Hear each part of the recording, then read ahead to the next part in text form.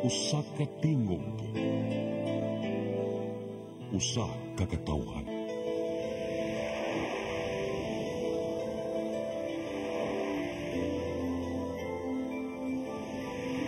Cebu Catholic Television Network.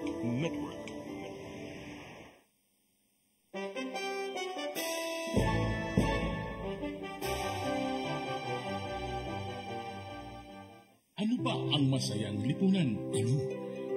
Isang pamayanan na nirespeto ang matatanda. Good. Nagmamahala ng bawat miyembro ng komunidad. Very good.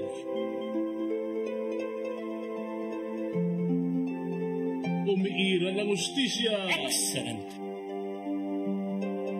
Iginagalang ng bawat anak ang kanilang magulang. Bravo. At higit sa lahat, may katapatan sa sarili, pamilya at mga kaibigan. Di wow. Ito ang masayang lipunan.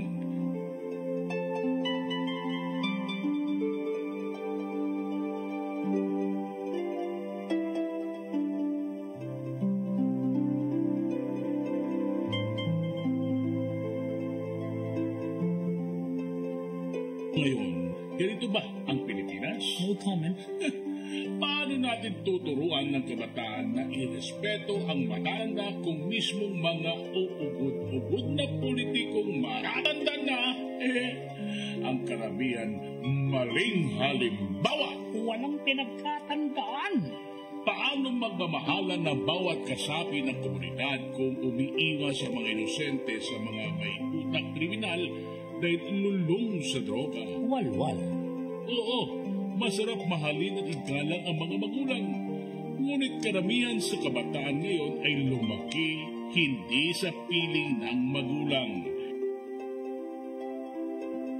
Dahil sa ibang bansa, nagpapakahirap si nanay o si tatay para itaguyod ang pamilya sa Pilipinas. Sad reality. Marami ang tapat sa sarili, sa pamilya at mga kaibigan. At ito ang huling barahan natin para hindi tayo tuluyang maging impyerno sa ibabaw ng mundo. Ang katapatan. Nagkaroon na tayo ng pagkakataong umayos na dumating sa buhay natin si Pangulong Rodrigo Roa Duterte. Pero ginawa na siyang demonyo ngayon ng mga tunay na demonyong politiko. Inalaring mabuti kung ang tunay na kalaban ng bayan ay sila lang ba o tayo rin. We do not deserve a Rodrigo Duterte. He demonstrated his deep dedication to serve and protect every one of us, while we are not loyal enough to fight for our rights against evil politicians. Mga kababayan, gamitin po natin ang ating huling armas, ang katapatan, para ipagtanggol ang nag-iisa nating inang bayan. Magsisimula ito sa 2025 elections.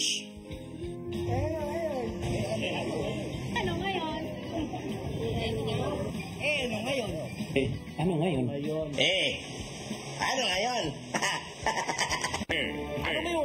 Ano ngayon? Kasama ang bagong paborito niyong tandem, Niño Bonito at Chonke Benz. Idol, hindi ko babaguhin ang suporta sa mga tulad ni Digong na galit sa droga. Lagi ko naman kanikwento sa'yo. Sa matagal na panahon hinawakan ko yung Philippines Most Wanted ni Senator Rapi Tulfo.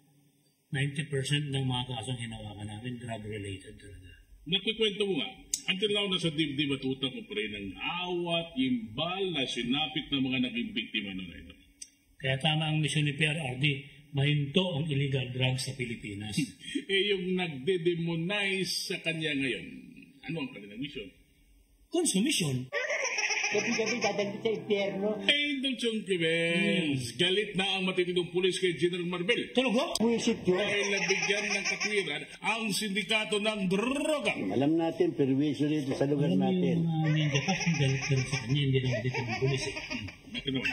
Masyado kang mareklamo, gusto mo na umuwi? Na-encourage daw lalo yung mga tulak na dumagsa pa ang pagbibenta ng droga. Di bababa ngayon ang presyo sa merkado.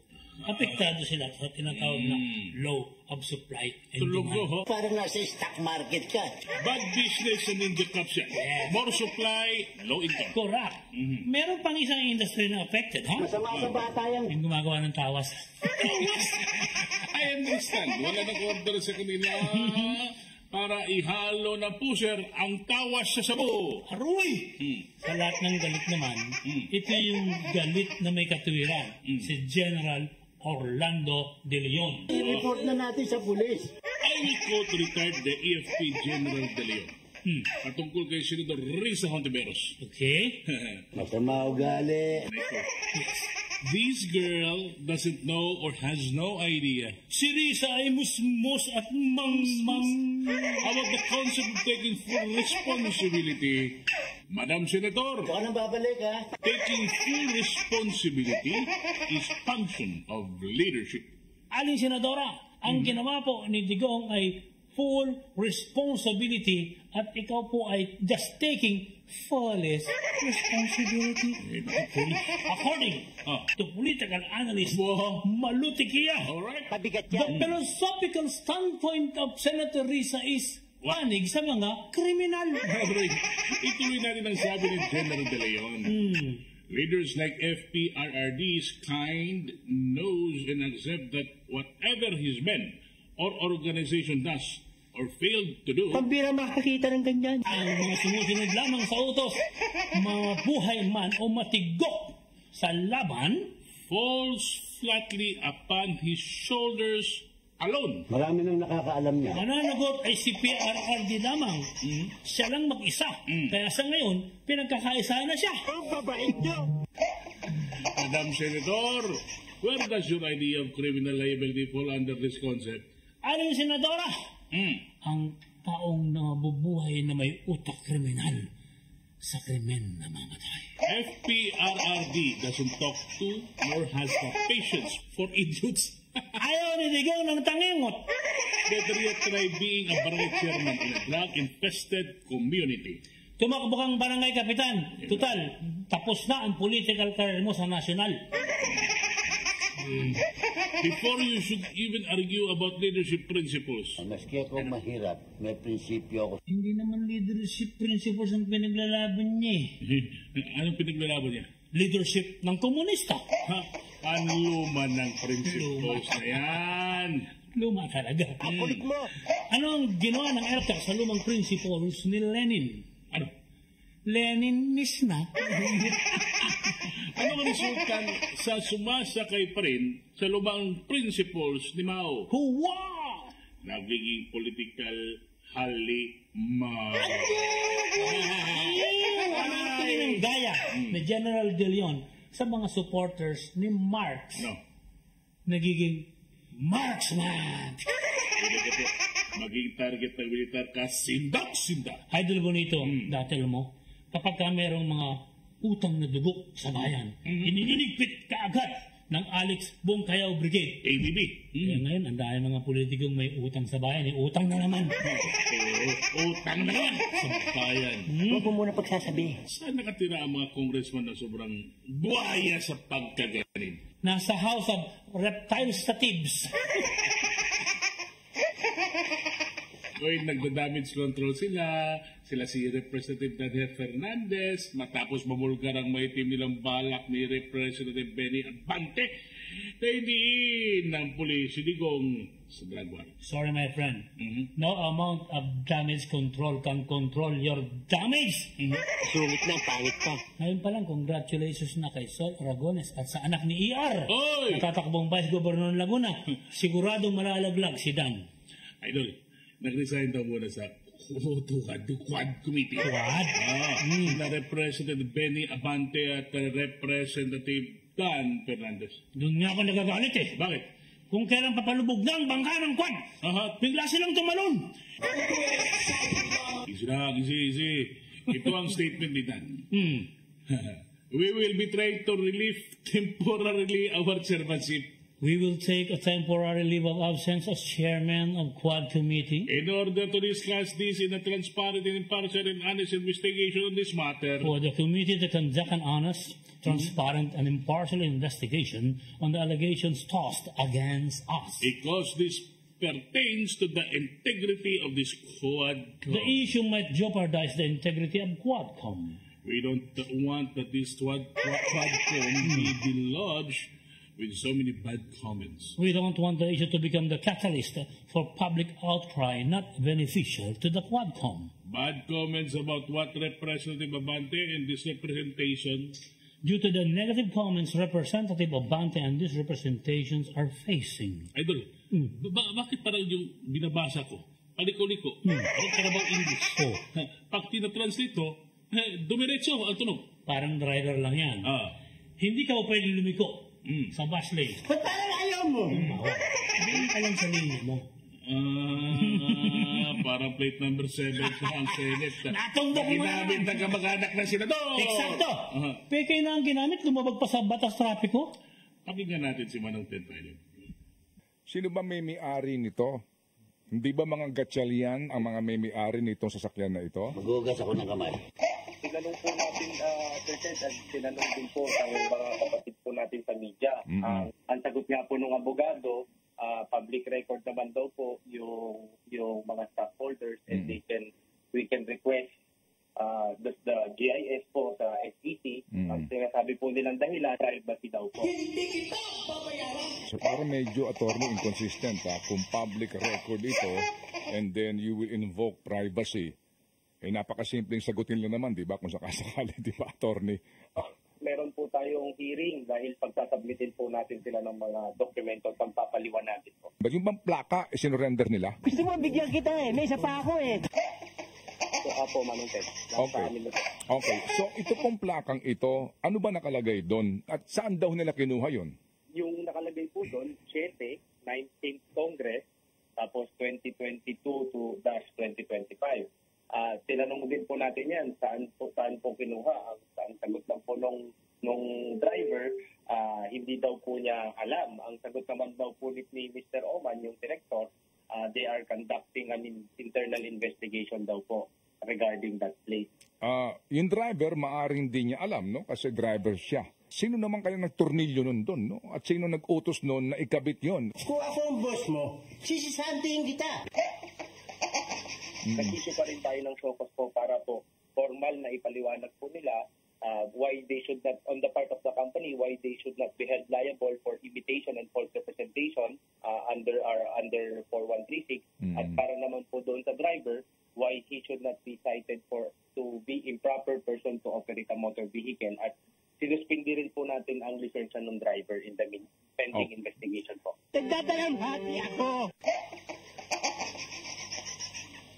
Dito po sa paggamit mo ng fake, na number 7 plate, so meron silang corresponding paglabag na po dito. Kapag ang isang sasakyan ay may nakakabit na mga peking plate number, magkabilaan po ito, dapat ba ini-impound yung auto? Under the jaw po, hindi po Manong Ted. Meron ho ba itong criminal liability yung ikay mag-manufacture ng peking plate number? Ating ginagawa ngayon, Manong Ted, dahil ang plaka po ay isang public document. Ang ating pong standard, tulad ng lisensya, tulad ng certificate of registration, yan po ay public document. And the fact na pinalabas mo na inisyo po ito ng LTO, may karampatang violation po sa ating revised penal code. Ginusto mo yan nagpasarap Ito yung isang halimbawa sa tinutukoy mo dun sa opening statement mo. May tama ka dyan, Idol. Walang galang sa lipunan, hindi tapat sa sarili. May mga kasukasukang individual. Ano ang tawag sa tao? Isinusukan ng lipunan. Individual. Kawawa pa rin ang driver kasi suspended yung lisensya niya pero hindi naman siya yung gusto na gumamit ng peking plate number 7. Ito namang LTO Takot usigin si Senador Win Gatchalian. Kahit kumpanya nila ang may-ari ng sasakyan. LTO. Laging takot office. Iwas pusoy kapag politiko ang kalaban. Politikong nagagamit ng kamag-anak. Yung kamag-anak umaasa pang VIP, ha? Hindi ba sa mahabang iso kung nakiusap lang ng maayos ang VIP na pasayero? Ano ang tawag sa VIP na abusado? Ano? VIP. viciously influential pasaway. Mismo, ngayon tuloy, nabuko na hindi pala pwedeng ma-impound ang sasakyan kahit ginagamit sa mali. Wala raw sa batas. Hindi pakabida ulit ang mga mambabatas. Gagawa ko niya rin ng amendment na dapat ma-impound sa pegging gamit ang plaka, pero ayaw namang kumpirmahin ni Senator Win kung kanino talaga yung sasakyan. Sabi niya, bahala na raw yung LTO. Ihulog nyo na! Wala rin criminal liability ang pasaherong violator. Kaya, driver na naman. Sabi nga sa opening statement mo, dapat umiira lang ustisya si Senator Win. Magugas ako ng kamay. Sa essay magparusa sa inyong mga kamag-anak, sa inyong kumpanya. Senator Win, kayo na po ang kumastigo sa inyong kapamilya. Alam mo, natatandaan ko, Idol, nung congressman si PRRD, nag-resign siya kasi nasangkot sa napakalaking gulo sa awayan yung anak niya si Pulong. Para i-partial down investigation sa kaso. Ayaw niya raw maka-influensya. Pero hindi tinanggap ng Congress yung resignation niya noon. At Rick, consistent talaga si Digong sa maayos na panungkulan. Maski ako mahirap, may prinsipyo ako. Consistent naman ang mga detractors ni Digong sa magulong barbaran. Yes, may baling barwal, kwarta naman ang kinakamal. Agoy!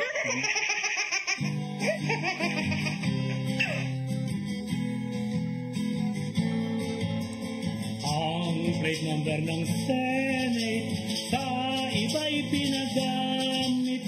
Pag nakita sa traffic, driver lang ang naiipit. Kaya tuloy ang LTO, papanatan din ni Sulfo ang plaka ng Senado. Ugat na ng gulo sa ating trapiko. Bagong taon, baguhin ang Senado. Huwag nang iboto ang mga abogado.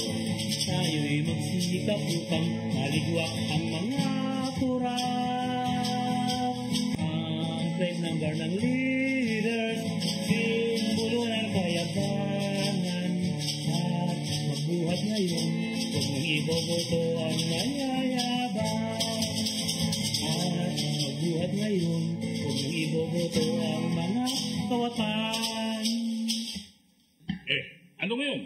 Di ba ng kawatan, lalo namang yumayaman? Agoy! Uy, ano ngayon? Ano ngayon? Napapanahong mga isyu. Bubusisiin dito lang sa Ano Ngayon? Kasama ang makulit pero mababait na tandem ni Bonito at Chonky Bench. Ano Ngayon? Dapat silang ibasura.